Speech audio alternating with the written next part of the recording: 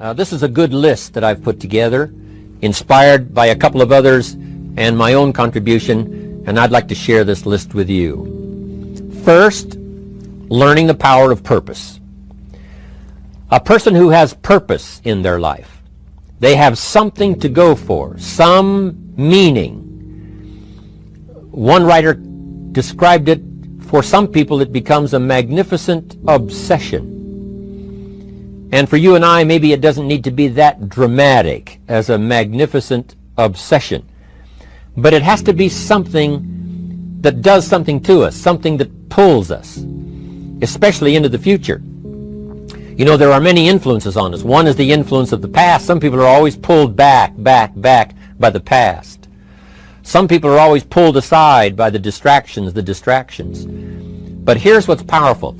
If you have a list of high purpose in your life, it pulls you toward the future. And the more powerful the purpose is, the stronger it pulls. And here's the other great advantage if you have purpose for the future. It pulls you through all kinds of challenges and all kinds of difficulties. If you don't have these strong purposes for the future, it's easy to get swallowed by a bad day. It's easy to be almost annihilated by a poor month. And it's easy sometimes to almost disappear beneath the waves of a year that goes backwards if you don't have something to pull you beyond that year. So if you want something to pull you through all kinds of challenges, all kinds of difficulties and things that come at you, you got to have something on out there, beyond today, beyond next week, beyond next month, beyond this year, that pulls you into the future. And the clearer it is, the stronger it pulls. The more dynamic it is, the more it affects your life, your spirit, your heart, your soul. It also creates imagination. It gets your mind working on how to achieve that purpose. And if your mind will work, and if your heart works, and if your spirit works, and if you have good input, like good ideas, I'm telling you, there isn't anything you can't accomplish.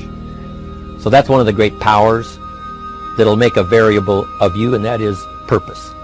Here's the next one, self-confidence. Where does self-confidence come from? And this is the best advice I can give you on that. Not neglecting, first of all, the small daily disciplines. Self-confidence really comes from feeling good about yourself. And one of the best ways to feel good about yourself is at the end of the day to know that you poured it on. You did your best. If you conducted a meeting, you did the best you could. If you made a phone call, it was the best phone call you could possibly make. If you wrote a letter, it wasn't a casual letter, it was your best letter. At the end of those kind of days, when you feel good about yourself, self-confidence starts to rise. You know that if you can have this kind of a good day, you can have another one the next day, and those days become the weeks become the months, and the month becomes a powerful year. Self-confidence comes from the lack of neglect. If you will not neglect to do the small daily disciplines, that's where self-confidence comes from. Part of good health is self-confidence. I know I'm going to be healthy. I take the Herbalife products. I eat the apple a day. I walk around the block. I do the jogging on the beach. At the end of the day, when you've really poured it on and you've done all the stuff, self-confidence grows. That self-confidence affects your health. It affects your future. It affects your psyche. So this is true. One of the great powers is self-confidence. Self-confidence means willingness to do whatever it takes to achieve. Some people say, well, I'll do it for a little while and see what happens. You know, I'll try a couple of things. If that doesn't work, I'm out of here. And all of us know that that kind of person doesn't have much of a future. But if you're willing to do whatever it takes, if I have to learn a couple of things, I will learn those things. If I got to learn 5 or 6 things, I'll learn all 6. If I have to take an extra class, I'll take an extra class. If I've got to read the books, I'll read the books. If I have to consult with people who know more than I know, I will do the necessary consulting. Whatever it takes, I will do. That starts to develop unbelievable self-confidence. Self-confidence also comes from the ability to rise above your circumstances. To rise above what happens, the petty little things, the discouraging things that would sink everyone else's ship except yours, that would cause someone else to quit early in the day, but you keep going. That kind of willingness to overcome all circumstances, whether it's the little challenges or the big challenges. If you're willing to do that, I promise you, this kind of power will work for you, and in you, the variable, it'll make a difference. The third on the list I had was enthusiasm. And here's what I wrote about enthusiasm. Enthusiasm that's powerful is mostly enthusiasm that is enthusiasm inside, 90%, 10% outside. We all know what the enthusiasm is like when somebody lets us see their enthusiasm, which is like the 90%, and only 10% of it is inside. But the enthusiasm that really affects people is not just being loud, but the enthusiasm that runs deep, the enthusiasm that comes from deep inside, created by self-confidence, created by purpose, created by genuine willingness to help other people. That kind of enthusiasm, knowing that you're going to get the job done, knowing you're going to affect people, knowing you're going to have testimonials flowing in from all kinds of directions. That kind of enthusiasm. A lot of it is quiet. A lot of it is unheard. And the 10% that's heard, it rings a bell. People call it genuine enthusiasm because they know that what you say in the outward display of your enthusiasm is only a small tip of the iceberg of the enthusiasm you feel inside that really motivates you to do the best job you can. Next on my list to help you become the powerful variable is expertise. Wanting to excel in all of the skills and settling for nothing less than an outstanding performance. If you're willing to be the best in your field, if you're willing to demand of yourself excellence in skills, to be the best that you can possibly be. In the training, do the best you possibly can. In doing a workshop, do the best you possibly can. Developing the skills of using your personality, developing the skills of language, developing the skills of influence, developing the skills of organizing. If you're willing to be an expert in all of the skills, Herbalife has the way for you to invest those skills and not only make a handsome living, not only make a lot of money, but if you would so desire and if it would be your purpose, a chance to make your fortune. Expertise, excellence in skills. Here was the next one on my list, making a powerful contribution to you, the variable, and that is preparation. Well prepared. And preparation, of course, involves a whole lot of things. A big share of our life is preparing, getting ready. When we go to the first grade in school, we're just preparing for the second grade. After we've finished 2 grades, the 2 grades prepare us for number 3. Sometimes it seems like a long, excruciating time. And the time will just seem like it'll never come when we can finally have the performance that we really want. But it takes time to prepare. It takes time to get ready. And the decisions you make in the preparation time, those are the decisions that last for a lifetime. Preparing to have a good day. It's that preparing, maybe the night before, maybe the couple of days before the day that you're going to put everything together. The preparation for a meeting means that you've taken it serious. The preparation for doing a workshop means you're serious about the workshop. You want to make the best contribution. That kind of preparation is important. But here's preparation that's very vital, and that is to prepare yourself for success. Life seemingly does not wish to waste success on the unprepared. Life says, why waste a fortune on this person? They're not prepared to do the right things with it. They're not prepared to use it wisely. If a fortune was bestowed upon this unprepared person, it would probably be wasted. The people that could have been touched won't be touched. What could have been done won't be done because this fortune will have been wasted on the unprepared person. So not only look for fortune, not only look for the promise, but prepare yourself and ask of yourself, what can I do to make myself ready? Because remember, life was designed not to give us what we want, not to give us what we need, but life was designed to give us what we deserve. Every value in life must be paid for, and those that pay are the ones that get it. It says those that give receive. Someone says, I wish to receive, I wish to receive. You don't have to concentrate on receiving. Just become a good giver. It says those that search will find. Someone says, well, I need to find some good ideas to help change my life for the future. Then to find good ideas, that doesn't come because you need them. It comes because you search for them. If you want good ideas, you got to go after them. You got to go to the class, you got to go to the workshop, you got to go to the training, go to the book, right? You got to go to the journal, right? Go where good ideas are being taught. Go searching, go looking, because good ideas are not going to be wasted on those that are not seeking, searching, well prepared. So, prepare yourself to be ready for fortune when it comes, to be ready for challenge when it comes, to be ready for opportunity when it comes.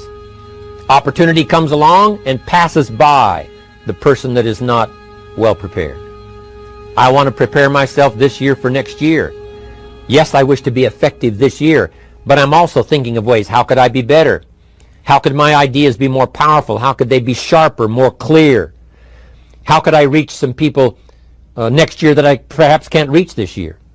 I haven't reached deep enough into my own soul to affect some people. Some people just pass by and say, hey, what a good speech. But how could I make it stronger than that, deeper than that, more powerful than that? I cannot be as powerful as I could be next year. You know, you can't go to the 10th grade in the 5th grade. You just got to go through the grades. But the more you are prepared, when the 10th grade finally comes, now you can cash in and get 2 times, 3 times, 5 times more value from it by being prepared.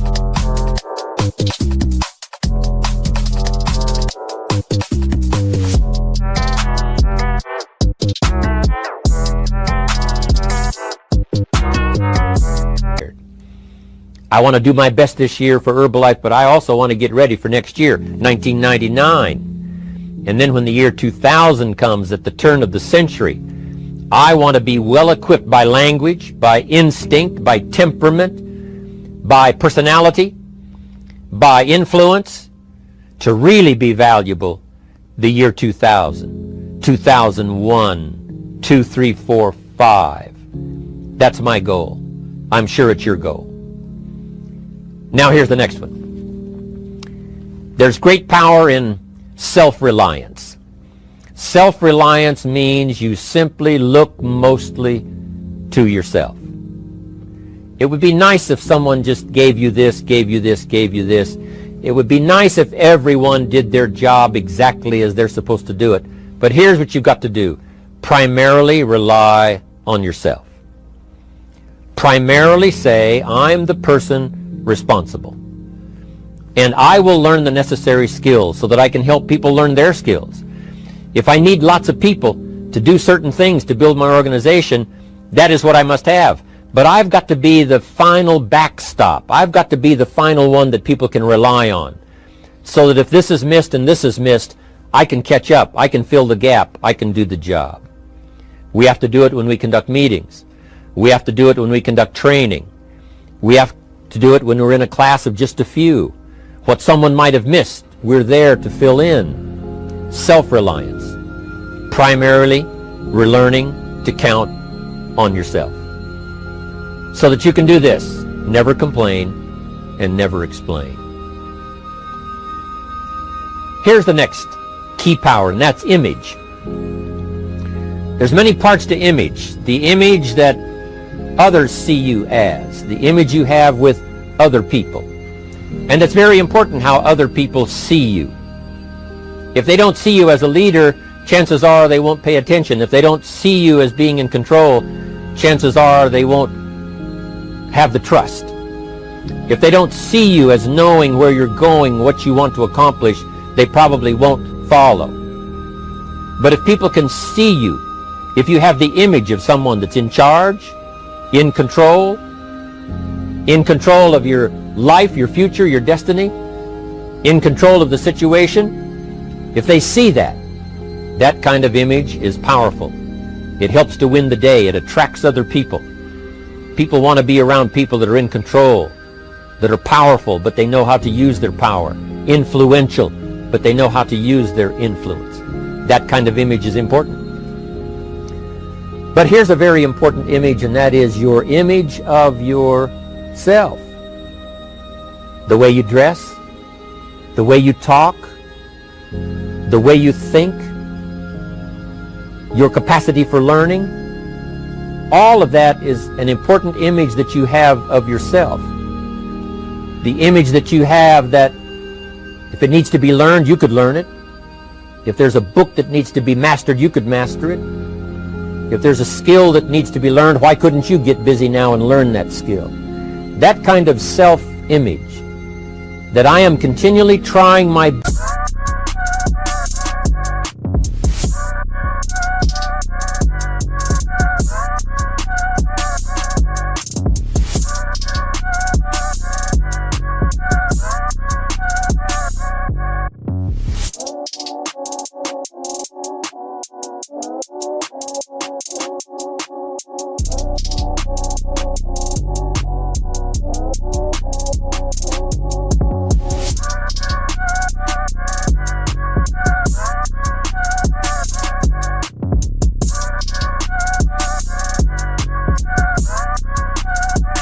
best, to be the best I can.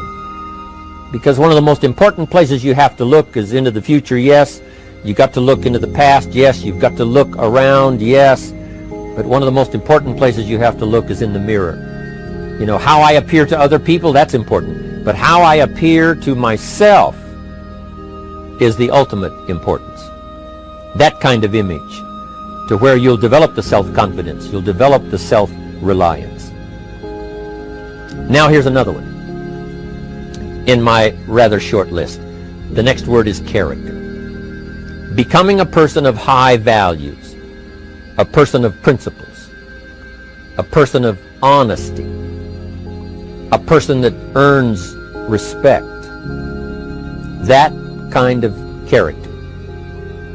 It took character when Mark started to put the marketing system together. How can we have a system that will build in the integrity, that people will know that if this happens, then this will happen. And if this goes wrong, here's the way to fix it. Unless you have the principles and the character and the integrity to put together a viable plan for a wide variety of people, then the system is not going to last very long. And I've been around long enough, and I'm sure you have been around long enough to see a lot of systems that got started, but they failed. And the reason is because they were not constructed with integrity. They were not constructed with character. They were not constructed with doing the right thing. They might have been constructed to take advantage. You know, cash it out as quickly as possible and leave. Mark was involved when others took advantage of him all those years ago before Herbalife. When someone took advantage and didn't have the character, didn't have the principles, and didn't have the character to stay, the character to see it through, the character to do the right thing. So this is important, to develop the character within yourself, that people see you as honest, as fair, willing to do the right thing, willing to be helpful, but always willing to walk the center line, not to pass the line. When we come to an opportunity like Herbalife, especially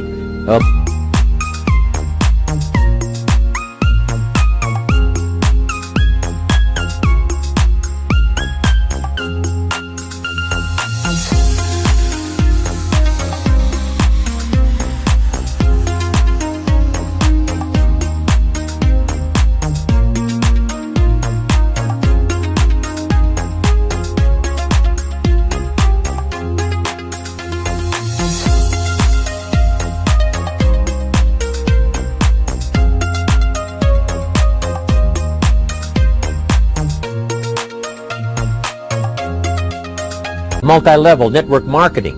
It is so dynamic. It is so powerful.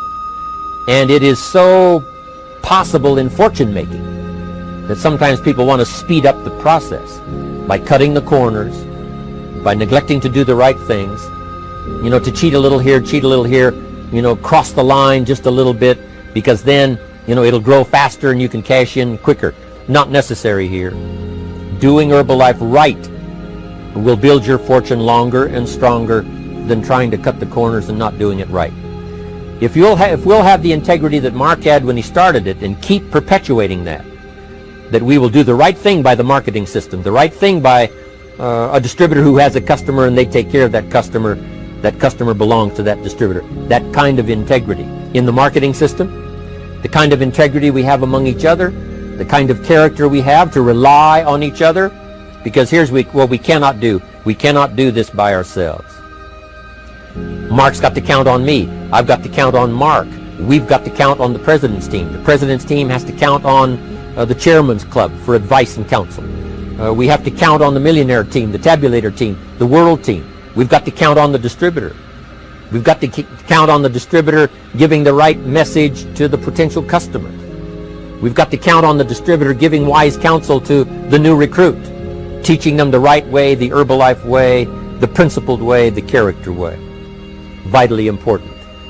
Building and developing your own character. Now here's another one. It's called self-discipline. Self-discipline, all of us have a challenge with that. Because sometimes it's easy, and especially if you're working hard, doing the best you can, it's easy sometimes to let up and let it go. But remember, so many people, especially now that we're as big as we are around the world, are counting on what we do. At home office, they have to be careful. They have to be disciplined. It's easy for the person who ships the product from Herbalife says, oh, well, I'll wait until tomorrow to ship it. And then they go home and sleep like a baby.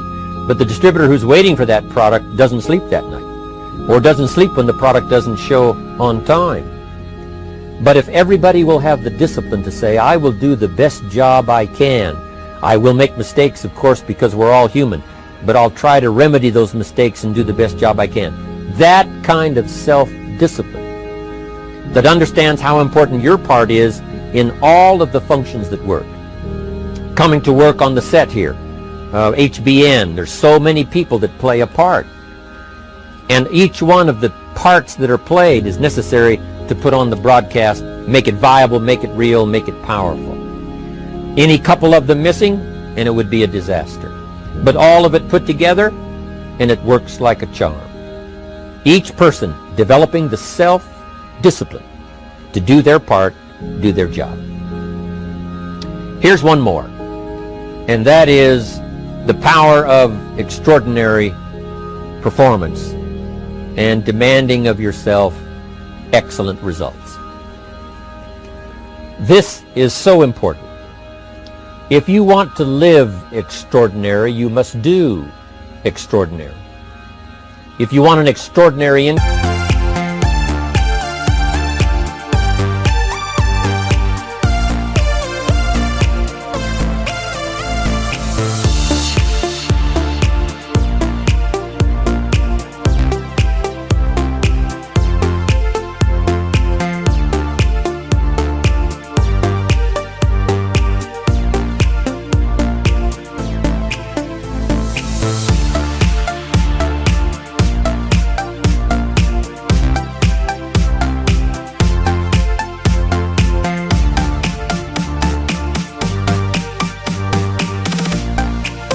you must do extraordinary things.